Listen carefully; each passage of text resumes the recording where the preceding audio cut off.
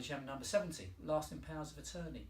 Lasting powers of attorney are only held by 1% of the UK population.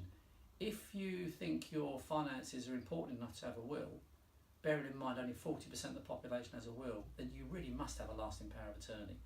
A lasting power of attorney comes into effect when you are mentally or physically incapacitated, which means you can no longer sign legal documents. It's crucial that someone else can step in your shoes if you get into that condition. Now, many people think it's just for old people, people perhaps who are in their 80s or 90s. It is important for anybody who owns any assets. Young people can have accidents and they can become mentally impaired and physically impaired. So it's vital to have this type of thing in place. I recently read an article by a firm of solicitors that specialises in this area. They claimed it could cost your estate as much as a six-figure sum in legal fees and Office of Public Guardian and deputyship fees if you don't do it.